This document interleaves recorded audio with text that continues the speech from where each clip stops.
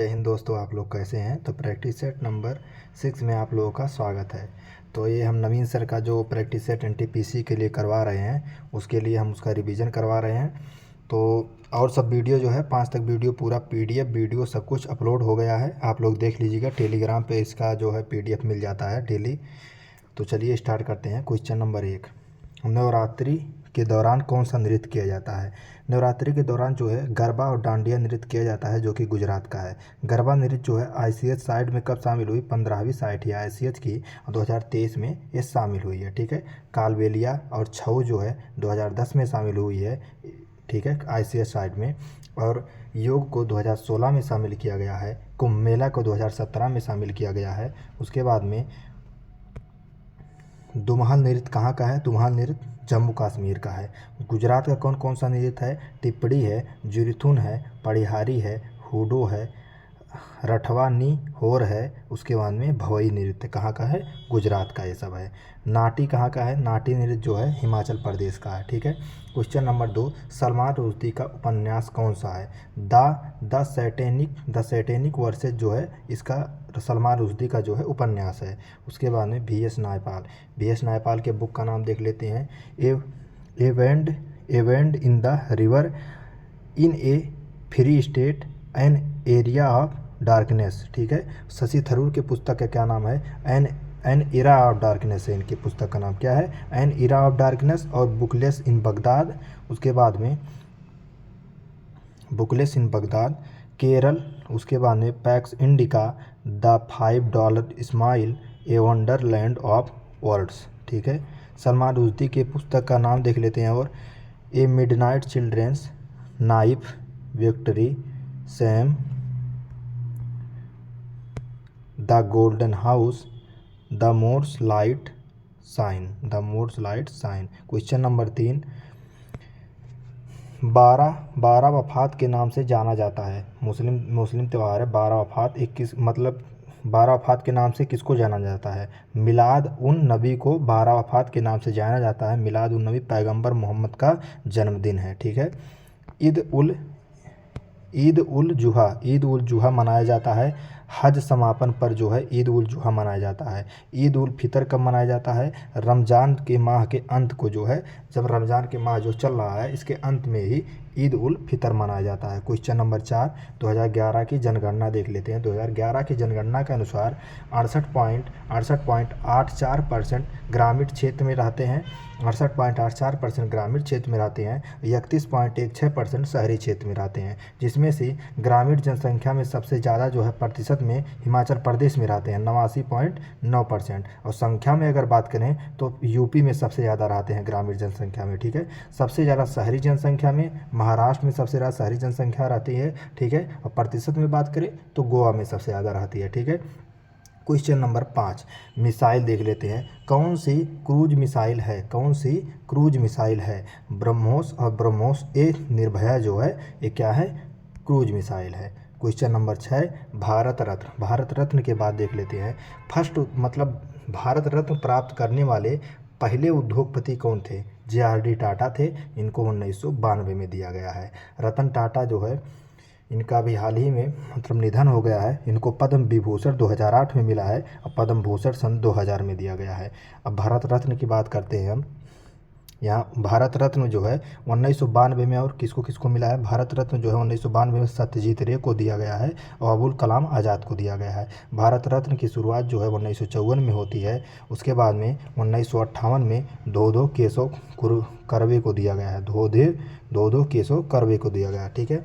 पहले मुस्लिम कौन है जिसको भारत रत्न दिया गया है, जाकिर हुसैन को जो है तबला वादक है जाकिर हुसैन, 1963 में इनको दिया गया, पहले मुस्लिम है। फर्स्ट महिला है जिसे भारत रत्न दिया गया, इंदिरा गांधी को दिया गया था 1971 में।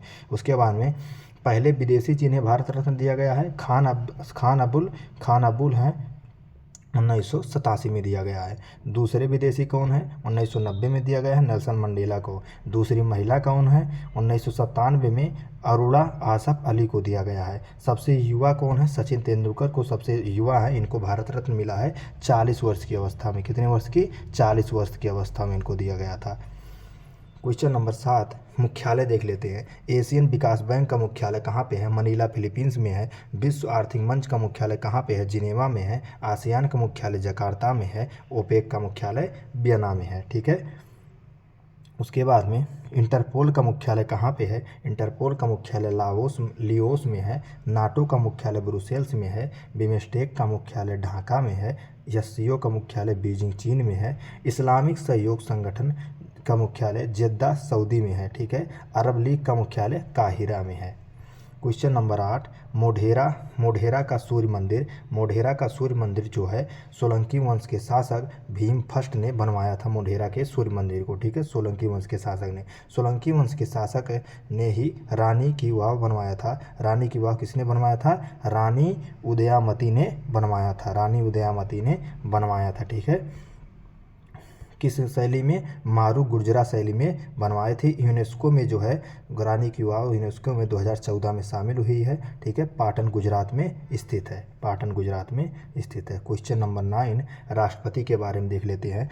राष्ट्रपति जो है 5 वर्ष तक, राष्ट्रपति का कार्यकाल 5 वर्ष तक होता है। संसद का अंग है। राष्ट्रपति भी संसद का अंग होता है। इनके पास वीटो शक्ति होती है। संसद द्वारा पारित विधेयक राष्ट्रपति के पास जाएंगे। संसद द्वारा जो पारित विधेयक होता है वो राष्ट्रपति के पास जाएंगे। उसके बाद राष्ट्रपति जो है उस पर सलाह लेता है। क्वेश्चन नंबर 10 है राष्ट्रपति की नियुक्ति जो है राष्ट्रपति किसकी नियुक्ति करता है? पीएम की नियुक्ति करता है, राज्यपाल की करता है, सीएजी का करता है, सुप्रीम कोर्ट हाई कोर्ट के मुख्य न्यायाधीश की नियुक्ति करता है राष्ट्रपति। उसके बाद में इसकी क्षमादान की शक्ति जो है आर्टिकल 72 में है। हाई कोर्ट के न्यायाधीश को हटाना जो है, हाई कोर्ट के न्यायाधीश को जो है ये हटा सकता है। ठीक है। राष्ट्रपति संसद का सत्र और आहूत सत्रावसान ये कर सकता है। उसके बाद में राज्यसभा में 12 सदस्य को नामित करता है। संयुक्त बैठक बुलाते हैं। संयुक्त बैठक कौन बुला सकता है? संयुक्त बैठक जो है राष्ट्रपति बुला सकता है। लेकिन इसके अध्यक्ष कौन होते हैं? संयुक्त बैठक के लोकसभा के स्पीकर होते हैं। क्वेश्चन नंबर 11 उपराष्ट्रपति का चुनाव जो है इसमें कौन कौन भाग ले सकता है? लोकसभा और राज्यसभा के सदस्य जो है इसमें भाग ले सकते हैं उपराष्ट्रपति के चुनाव में। इसका पद जो है उपराष्ट्रपति का पद जो है यूएसए से लिया गया है। आर्टिकल 63 में इसका जिक्र है।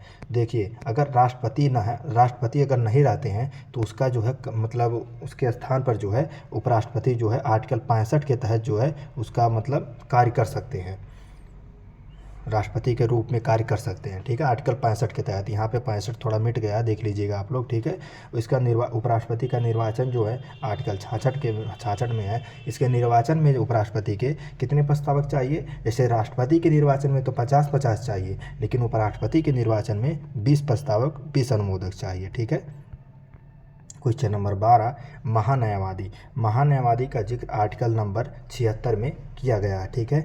मुख्य विधि अधिकारी होता है महान्यायवादी। भारत सरकार का पक्ष रखता है कहाँ पे? सुप्रीम कोर्ट में। ठीक है। महान्यायवादी बनने के लिए आपका जो है हाई कोर्ट में 5 वर्ष तक जज होना जरूरी है, या अगर ये नहीं है तो 10 वर्ष तक जो है एडवोकेट के रूप में कार्यरत रहे। ठीक है। तब आप महान्यायवादी बन सकते हैं। उसके बाद में ये जो है महान्यायवादी का पद जो है ब्रिटेन से लिया गया है। इसकी नियुक्ति जो है महान्यायवादी की नियुक्ति कौन करता है? राष्ट्रपति करता है। ठीक है। फर्स्ट न्यायवादी कौन थे? फर्स्ट महान्यायवादी कौन थे? एम.सी. सीतलवाड़ थे फर्स्ट महान्यायवादी। सबसे लंबा कार्यकाल इन्हीं का है। सबसे छोटा कार्यकाल किसका है? यस सोराबनी की सबसे छोटा कार्यकाल है। वर्तमान में 16वां कौन है? वर्तमान में 16वें महान्यायवादी आर वेंकट रमणी हैं। आर्टिकल नंबर 165 में महाधिवक्ता का जिक्र है। ये राज्यपाल इसका नियुक्ति करता है। ये राज्य के कार्यभार जैसे ये जो होते महान्यायवादी केंद्र का देखते हैं। ठीक है। तो ये जो होता है महाधिवक्ता एक राज्य का देखता है। जैसे जैसे उनका है इसी प्रकार से इनका भी है। ठीक है। क्वेश्चन नंबर 13 कौन सा कथन सही है? देखिए तुजू के जहांगीर पुस्तक के लेखक कौन है? जहांगीर ही इसके पुस्तक के लेखक हैं। फारसी भाषा में लिखे थे, लेकिन इसको पूरा ये नहीं कर पाए थे। इसको पूरा कौन किया था? तुजू के जहांगीर को पूरा करने का श्रेय मोतबिंद खां को जाता है। ठीक है। उसके बाद में क्वेश्चन नंबर 14 शाहजहां जो है शाहजहां के काल को स्थापत्य कला का काल कहते हैं। ठीक है। इसका अन्य नाम क्या है? इसका अन्य नाम खुर्रम था। इसका अन्य नाम क्या था? खुर्रम था। उसके बाद में इसकी पत्नी का नाम क्या था? इसकी पत्नी का नाम तो शाहजहाँ के काल को स्थापत्य कला का काल कहते हैं, स्थापत्य कला का स्वर्णकाल कहते हैं, ठीक है। इसका अन्य नाम खुर्रम था, इसकी पत्नी का नाम मुमताज़ महल था, मुमताज़ महल, इसका भी मतलब ओरिजिनल नाम अर्जुमंद बानो बेगम था, ठीक है। इसका राज्याभिषेक जो है, शाहजहाँ का राज्याभिषेक जो है आगरा में होता है, शाहजहाँ का राज्याभिषेक आगरा में होता है। इसकी राजधानी आगरा थी। कब? 1628 में इसकी राजधानी आगरा थी, लेकिन 1638 में इसकी राजधानी कहाँ हो गई? दिल्ली अपनी राजधानी स्थानांतरित कर लिया। शाहजहाँ ने क्या क्या बनवाया था? शाहजहाँ ने शाहजहानाबाद कहाँ बनवाया था? दिल्ली में। लाल किला बनवाया था दिल्ली में। जामा मस्जिद का निर्माण करवाया था दिल्ली में। इसके समय जो है कौन से विदेशी भारत आए थे? इसके समय में जो है फ्रांस से 2 लोग आए थे। कौन कौन? फ्रांसिस बर्नियर जो कि चिकित्सक था, उसके बाद में ट्रेवनियर जो कि जौहरी था, ये 6 बार आया था। ये जो है ट्रेवनियर कितनी बार? 6 बार आया था। इटली के 2 लोग आए थे। कौन कौन? पीटर मुंडी थे और निकोलस मानुची थे। क्वेश्चन नंबर 15, अपने पिता शाहजहाँ के समय जो है औरंगजेब का क्या स्थिति थी? दक्कन का राज्यपाल था जो है उस समय औरंगजेब, ठीक है। और पंजाब का राज्यपाल कौन था? दारा शिकोह था। बंगाल का राज्यपाल कौन था? शाह शुजा था। और गुजरात का राज्यपाल कौन था? मुराद बख्श था। ये चारों जो हैं, ये चारों किसके बेटे हैं? शाहजहाँ के पुत्र हैं, ठीक है। उसके बाद में इनके पुत्रों में जो है दारा शिकोह औरंगजेब से युद्ध होता है। कौन कौन सा युद्ध देख लेते हैं? धर्मड का युद्ध होता है, उज्जैन में होता है 1658 में। सामूगढ़ का युद्ध होता है 1658 में होता है। शाहजहाँ को उसके बाद में औरंगजेब कैद कर लेता है। कब से कब तक? 1658 से लेकर 1666 तक, मतलब 8 साल तक जो है इसको कैद कर लेता है। 8 साल तक जो है इसको कैद कर लेता है। उसके बाद इसकी मृत्यु हो जाती है। दारा शिकोह के ट्रांसलेशन क्या है? दारा शिकोह का ट्रांसलेशन है सीर-ए-अकबर जो है इसका ट्रांसलेशन है, इसका अनुवाद है। और इसके बुक का नाम क्या है? दारा शिकोह के बुक का नाम है मज्म उल बहरीन जो है इसके बुक का नाम है, ठीक है। क्वेश्चन नंबर 16, पुतरादुरा वास्तुकला की जड़ना तकनीक जो है किसमें दिखाई पड़ता है? ताजमहल में दिखाई पड़ता है, ठीक है। ताजमहल जो है कब बनना शुरू हुआ था? 1631 में ताजमहल बनना शुरू हुआ था, लेकिन 1653 में बनकर तैयार हो गया था, ठीक है। उसके बाद में गेटवे ऑफ इंडिया जो है जेम्स बिटेट जो है इसके डिज़ाइनर है। इंडिया गेट की शुरुआत जो है बनने की शुरुआत 1921 में होती है। 1931 में बनकर तैयार हो जाता है इंडिया गेट, ठीक है। लुटियस जो थे ये डिज़ाइनर थे इंडिया गेट के। 42 मीटर या 43 मीटर भी कहीं कहीं दिखाई देता है, तो 42 या 43 इसकी हाइट है, ठीक है।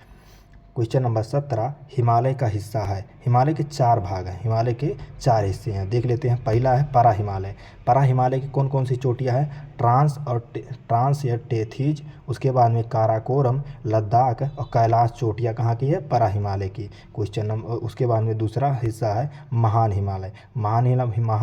हिमालय की चोटियाँ हैं कंचनजंगा हैं, मकालू हैं, एवरेस्ट हैं, ठीक है। कंचनजंगा, मकालू, एवरेस्ट। मध्य हिमालय की चोटियां हैं पीर पंजाल, धौलाधर। शिवालिक हिमालय की चोटियां हैं अबोर, मिरी और मिसमी पहाड़ियाँ। क्वेश्चन नंबर 18, हिमालय पर्वत का सबसे लंबा हिमनद कौन सा है? हिस्पर सबसे लंबा हिमनद है। अगर वैसा बात करें तो सियाचिन जो है 76 किलोमीटर लंबा है। अगर हिमालय पर बात करें तो हिस्पर है, लेकिन अगर साधारण पूछे तो सियाचिन है। क्वेश्चन नंबर 19, नर्मदा बचाओ आंदोलन के प्रणेता कौन थे? मेधा पाटकर, उसके बाद में बाबा आमटे थे, ठीक है। 1985 में शुरू हुआ था सरदार सरोवर बांध के लिए। सरदार सरोवर बांध जो है कहाँ स्थित है? मध्य प्रदेश, गुजरात और महाराष्ट्र में स्थित है, ठीक है। जिसमें देखिए नर्मदा जो है जीवन रेखा, मध्य प्रदेश और गुजरात की जीवन रेखा कौन सी है? नर्मदा नदी है, ठीक है। नर्मदा नदी के बारे में देख लेते हैं थोड़ा सा। नर्मदा नदी जो है अरब सागर में गिरती है, ठीक है। 5th सबसे लंबी नदी कौन सी है? नर्मदा नदी है, 1312 किलोमीटर है, 1312 kilometre. Question number 20, green house gas.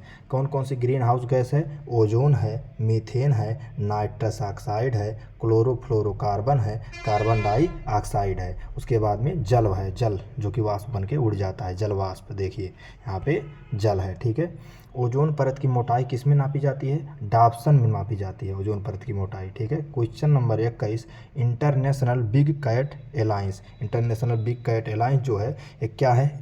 International big cat alliance एक परियोजना है जो कि 7 बड़ी बिल्लियों के संरक्षण के लिए यह चालू किया गया था, ठीक है।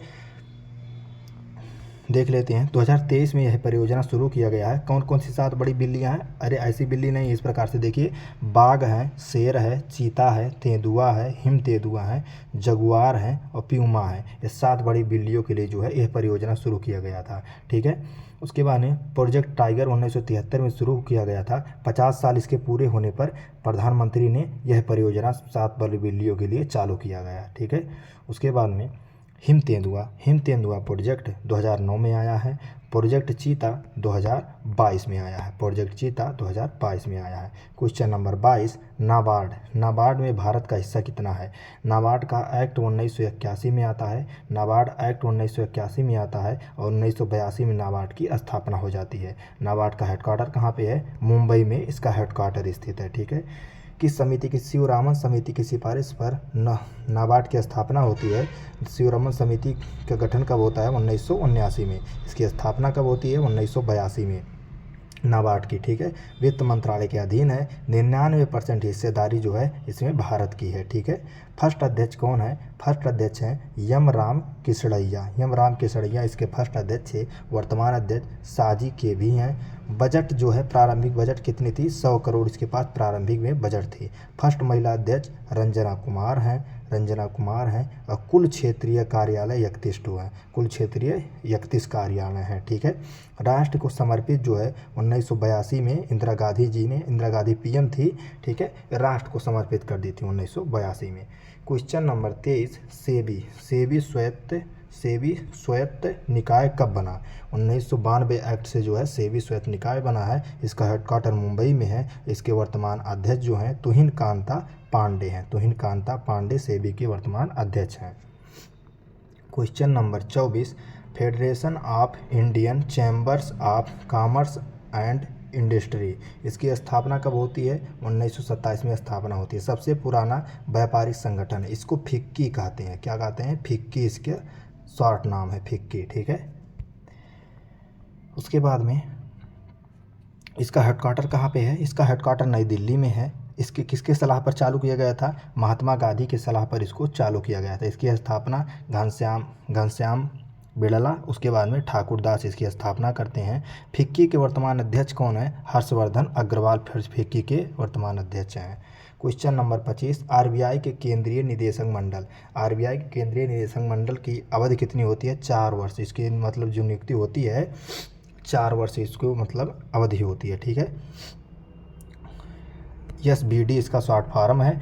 मतलब इसका स्थापना देख लेते हैं। इसमें टोटल 21 मेंबर होते हैं, ठीक है। SBD में टोटल 21 मेंबर होते हैं, जिसमें एक तो गवर्नर होता है, 2 वित्त मंत्रालय के मतलब होते हैं अधिकारी, उसके बाद में 4 क्षेत्रीय कार्यालय के लोग होते हैं, 4 क्षेत्रीय कार्यालय होते हैं। उसके बाद में 10 नामित निदेशक सदस्य होते हैं। 10 मतलब 10 ठो जो है सरकार के मतलब लोग होते हैं इसमें, ठीक है। और 4 क्षेत्रीय कार्यालय कौन कौन सा है? 4 क्षेत्रीय कार्यालय है, दिल्ली है, मुंबई है, चेन्नई है, कोलकाता है।